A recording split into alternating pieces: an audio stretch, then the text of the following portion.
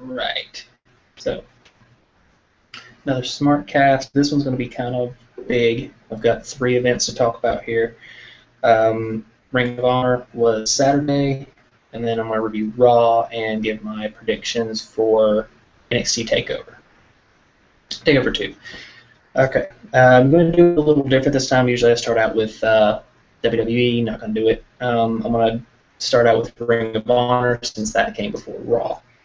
Ring of Honor had an pay-per-view online, All-Star Extravaganza 6, which was an absolutely crazy, awesome event. They did a fantastic job. I've never seen one of their pay-per-views or pay-per-views that disappointed. It was just all-out awesomeness. I'm going to go over the card and my predictions for the card.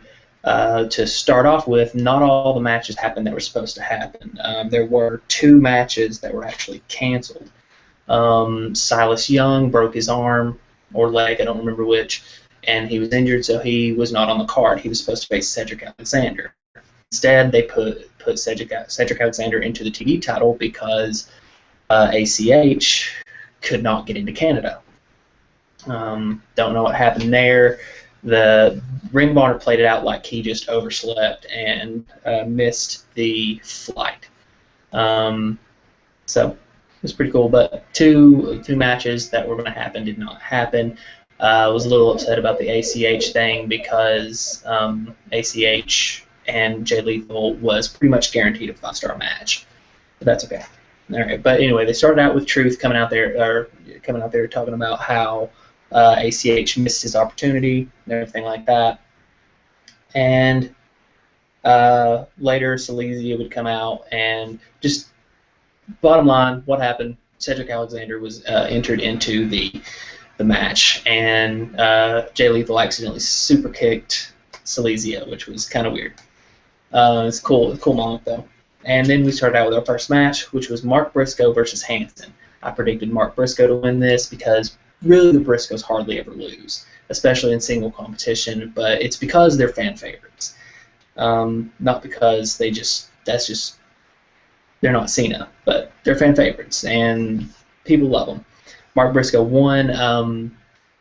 He fought Hanson because Hanson and Rowe form War Machine, and right now they don't want to get Hanson to be like insanely good in the singles department, but they do want to keep him relevant. And the way they got to do that is have him have matches. That's it. Keep him relevant, keep him in the minds of people, because when Rowe comes back, I'm sure that War Machine will get together again and continue their dominance. So, but Mark Briscoe won that with the froggy elbow. And it was actually a really good starting match. It wasn't like 5-star or anything like that, but it was still a really good starting match. Afterwards, we had the four-way tag, which I wasn't really into because I like Artie Evans and Big Scott and all that, but I'm not a big fan of Moose. And Moose and Artie Evans won it. I said they would because Artie Evans has the streak, and they're really building up Moose. I still think Moose is going to be the one to end the streak. Something's going to happen, and he'll be the one to end it. After that, we had Daniels and Kaz versus Decade. This was kind of a grudge match because the Decade have been really attacking Daniels and Kaz, who are now going by the Addiction for a while now. And this was also a decent match. I felt kind of out of it because I like the Decade, but I'm not the hugest fan of Daniels and Kaz. I know they're kind of tag team legends, and Daniels is straight up awesome alone. I love Christopher Daniels, but I really feel bad about feeling this way, but I feel like Kaz kind of drags him down. I think he needs to go back singles and maybe make a run for the title. After this match was over, I said Daniels and Kaz would win it. They won it. AJ Styles versus Adam Cole.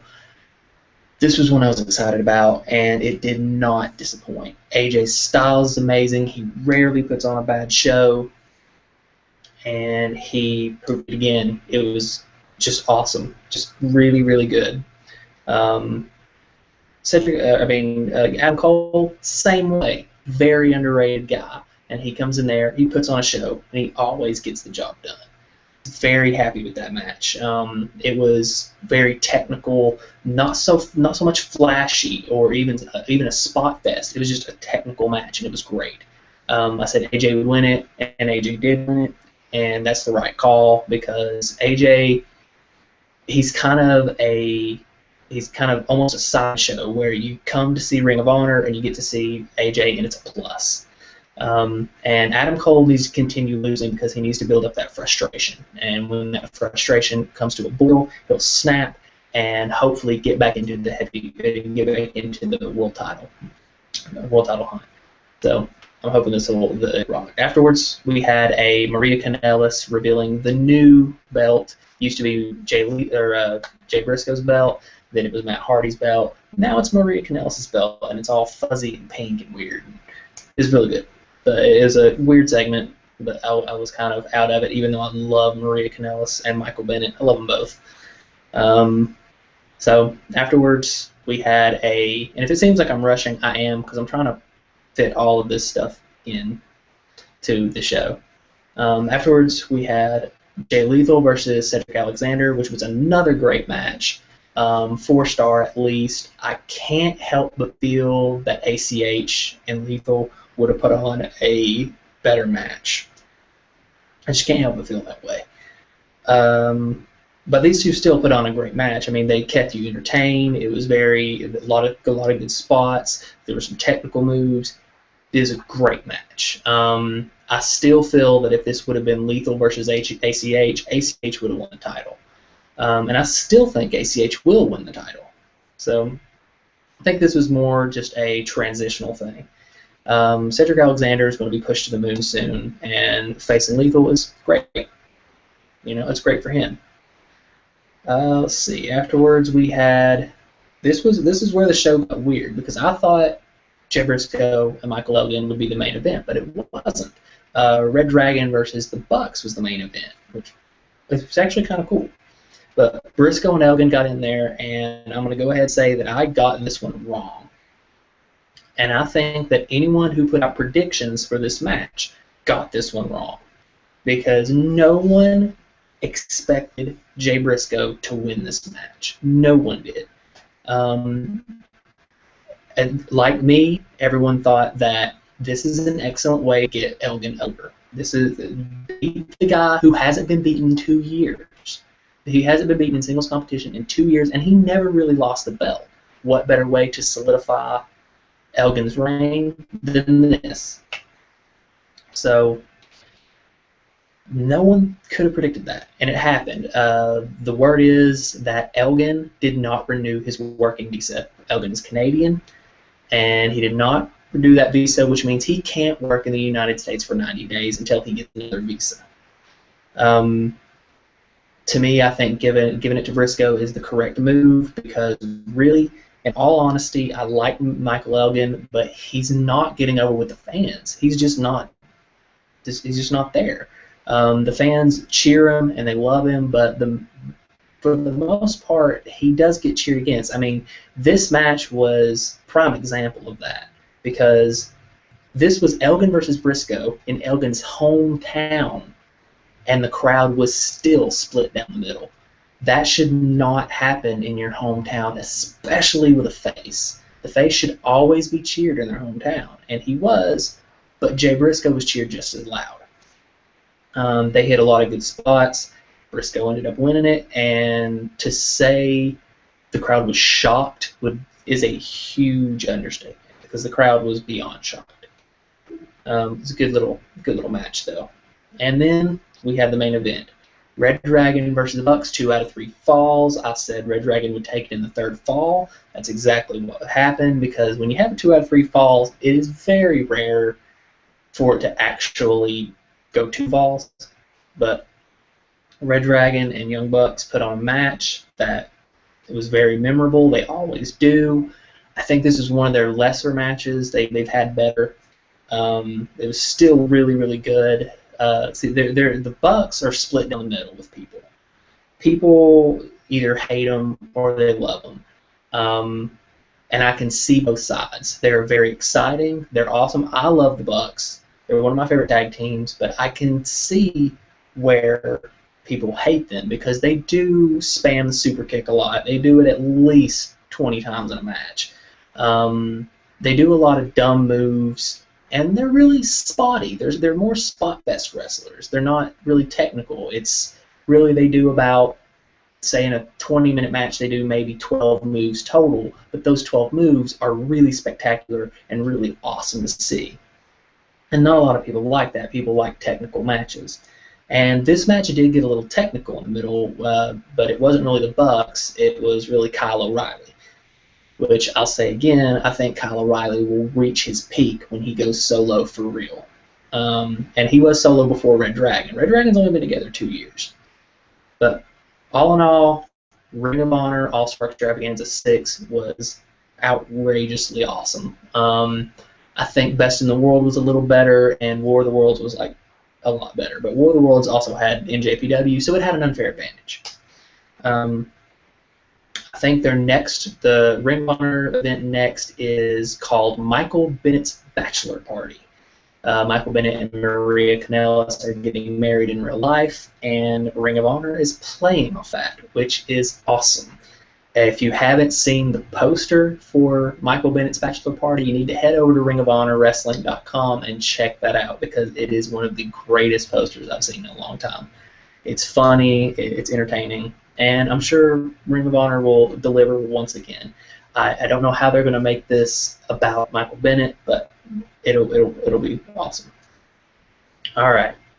I spent 12 minutes on Ring of Honor because the rest of this show is going to be on WWE with Raw and NXT. NXT is going to be predictions, which I predict that show will be awesome. There it is. Okay, right into Raw. Let's go ahead and do that. Just go ahead and hit the review on it. It was an improvement. It was a vast improvement. I wouldn't say it was a great show because it really wasn't. The first hour was fantastic. The second hour was really good, and then the third hour kind of fell off. I know it's a common opinion, but I do believe that WWE really needs to take Raw back down to 2 hours. Because last night they could have easily cut out an hour and made a fantastic show in just 2 hours. They could have done that, but they didn't. They want to keep it at 3 hours because they got to get more advertisements in there. So, but anyway, it was a vast improvement. I would give it a solid C minus maybe. And if I want to be generous, a B minus, but I don't think it was a B minus show. I think at most it was a C, not even a C plus, a C. There was a lot of filler. So, but anyway, we started out with. I'm not going to go down everything. I'm just going to do what matters. We started out with Bray Wyatt versus Chris Jericho in a cage match, which was a solid cage match. I wouldn't call it one of Jericho's best matches, and I wouldn't call it one of Bray Wyatt's best matches, but it was good, and it had the right ending. It had Jericho jumping off the cage and injuring his knee. I still don't know if that knee injury was real. I don't think so. I think it was a way to write him off of TV for a while. But Bray attacked the knee and just kind of fell out of the cage, which is the way it should be. No one should walk out of that cage. And I mean, they used the cage a lot. It was a good match. It just I think what it is our hopes were too high for Bray Wyatt and Chris Jericho, because Chris Jericho's good on the mic, Bray Wyatt's good on the mic. Together they should have been fireworks. But the thing is, their chemistry isn't there. So they have chemistry, it's just not great chemistry. So Bray Wyatt, Chris Jericho, I believe it's over. It's done. Bray Wyatt won the whole thing. Later, Randy Orton would attack Chris Jericho in the back. I guess he was trying to make a point saying that this is what it's going to be. He's going to show everyone why he's Legend Killer, and he took him out. And I think this was a way to write him off. Anyway, after that, we had a Dolph Ziggler and Miz segment that was entertaining. I'm going to say it with a question mark. Entertaining? It was. They did the whole Photoshop thing again, which for WWE is really played out and really dumb. And And the segment was good to further the feud and all that, and it made Ziggler look strong because he took out both Miz and Damian Sandow. But it was entertaining, but it wasn't great. So there you go. Oh well. I just want the Miz Ziggler thing to just end. I'm not feeling what they're bringing to the table. Later we had what was kind of a double furthering of storylines. We had Natalya versus Rosa Mendez, or Natalya and Rosa Mendez versus Paige and AJ. Natalya and Rosa Mendez was clearly something for Total Divas. They're going to push something where Rosa didn't tag in, and that's dumb. Paige and AJ is just like, oh, the people who hate each other have to team up. So it's a double thing, and the match was terrible. The best part of the match was after when Paige and AJ kind of went at it. They did their creepy thing again, where they're trying to out-creep each other, which is cool. So Paige and AJ break together, but man, I mean, Rosa Mendez has been in the WWE for, it's got to be going on 10 years, and she is still awful. She's so awful in that ring. She really should have been released with Oksana, but I don't work at WWE, so whatever. After that, we had probably the best promo of the night. Probably one of the best promos that we've had in a really long time.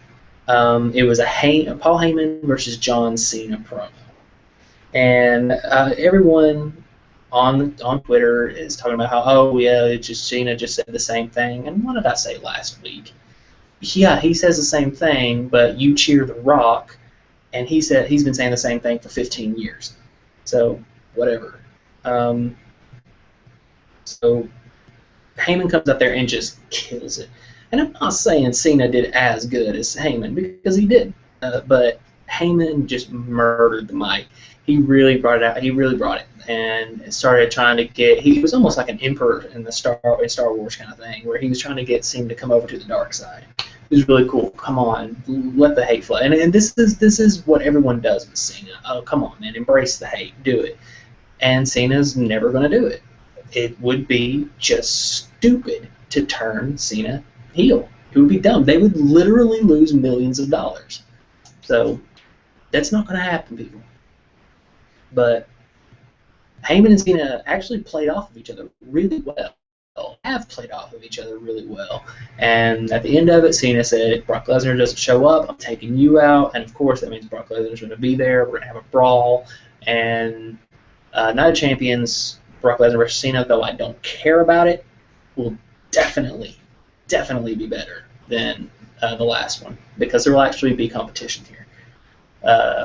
Although the last one was booked exactly as it should have been. So, but great promo. It was fantastic. Next we had Rollins and Sheamus, which was more to further the Sheamus-Cesaro storyline. Really had nothing to do with Rollins.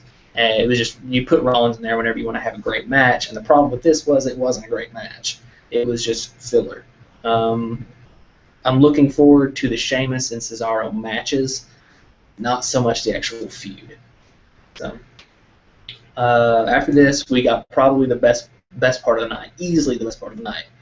The NXT stars on Raw. We've had Neville and Zayn versus Kid and Breeze. And even though the match was really short, and I think it was about 6 minutes long, even though the match was short, they put on a show, and it was a great show. And I mean, when Adrian Neville hit the red arrow, that crowd popped louder than I had heard for the whole night. It was great.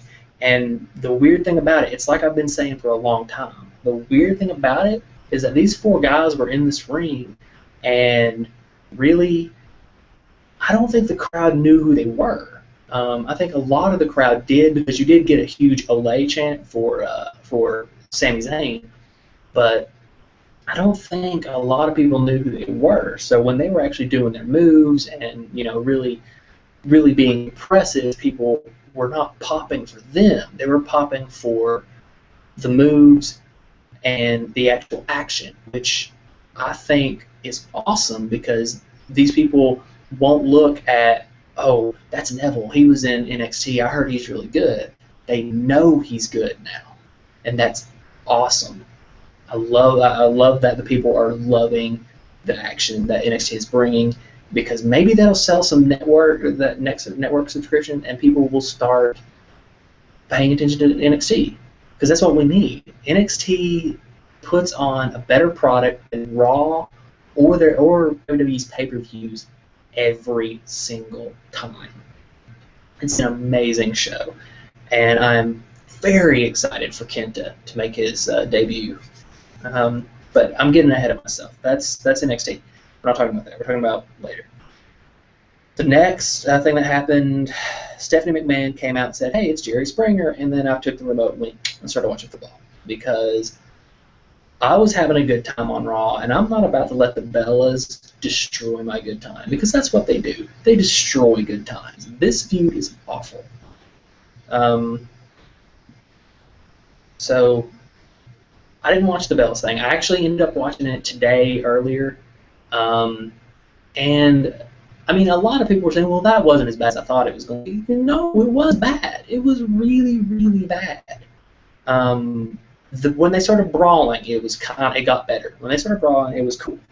But the actual talking, just never give the Bellas a mic, man. They're awful. Their acting is so bad. I mean, Nikki Bella with her, but I am the victim here. I am the victim. I can't believe you did this to me, was so awful. And then Brie is just even more just emotionless. It was just terrible. No. Stop this feud and let them move on. You know, have them on Total Divas. Don't put them on screen anymore. It's dumb. And now it made me think of something else. Like, why doesn't anyone ever chant Daniel Bryan to Brie Bella or John Cena to Nikki Bella? I mean, these two girls are terrible, but AJ Lee is good, and all people chant towards her is CM Punk. It kind of angers me. I mean, why doesn't anyone chant freaking Tyson Kidd to Natalya? It's kind of, I don't know, it bugs me. I mean, it's not just that it's CM Punk either. I mean, CM Punk's gone, man. He's not coming back. I need to take everyone to San Francisco so I can show them a bridge so they can get over it. Because CM Punk's not coming back, man. He's gone. I'm sorry. But they keep cheering his name, and I miss him because he was one of my favorites of all time, but he's gone. Stop chanting his name, especially during AJ Lee matches. It's because it's making her look bad. I don't know why that made me think of that, but it did. It's just like, why are they chanting these people's names during this? But whatever. No, so on Raw, I watched football instead of watching the Bellas. I changed the channel. I can't do it. I'm sorry, people. I can't get into their feud. After that, we had Los Matadores versus Stardust and Goldust, and I almost changed the channel again because I hate Los Matadores, but I love Stardust and Goldust, so I had to keep going. And I was kind of disappointed because the match sucked. But this whole Stardust and Goldust thing, being heels, is working for me. I'm loving it.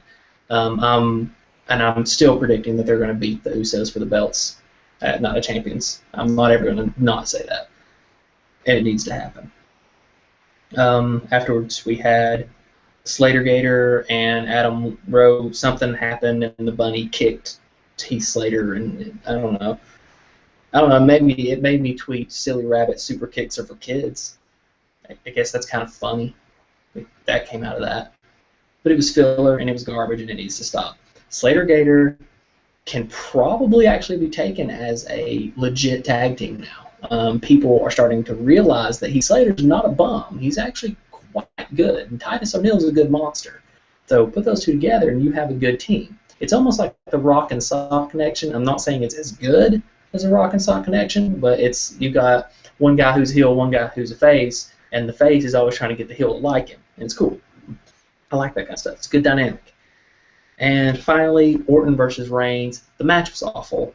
The match at whatever the pay-per-view was better. I actually liked the Orton and Reigns match at the pay-per-view, but this one, it just didn't catch me. The best part about it was the end when they beat down Reigns, because Reigns showed vulnerability, which is good. It's very, very good. If that were Cena, Cena would have somehow found a way to take out all 3 guys.